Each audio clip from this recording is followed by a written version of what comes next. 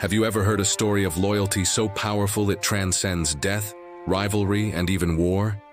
This is a tale about a promise kept against all odds, a truly incredible act of grace shown to the descendant of a former enemy. Years have passed since the fierce battles between David and King Saul.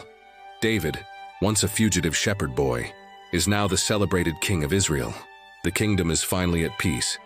In this moment of triumph, David doesn't focus on his power or glory. Instead, his mind turns to a sacred promise made long ago to his dearest friend, Jonathan, Saul's son.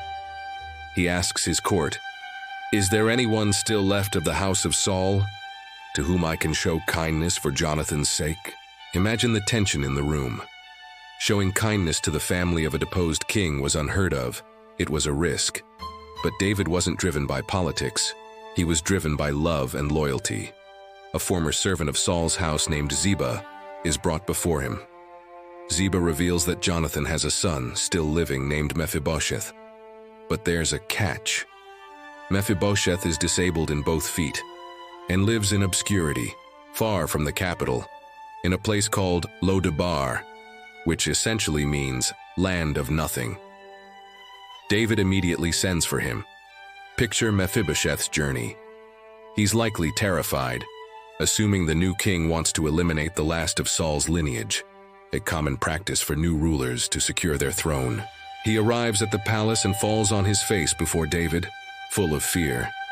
But David's first words are not of condemnation, but of comfort. "Do not be afraid," he says gently. "I will surely show you kindness for the sake of your father Jonathan." David's next actions are staggering. He doesn't just pardon Mephibosheth, he restores to him all the land that belonged to his grandfather Saul. He essentially makes him one of the wealthiest landowners in the kingdom overnight. And the grace doesn't stop there. David delivers the most astonishing invitation: "You shall eat at my table always." This wasn't just a one-time dinner. It meant Mephibosheth, the grandson of David's greatest enemy, would be treated as one of the king's own sons, a permanent member of the royal family.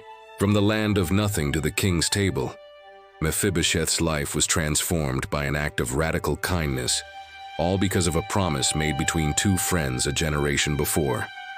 This story shows us the incredible power of keeping our word and the beautiful, life-changing nature of undeserved grace.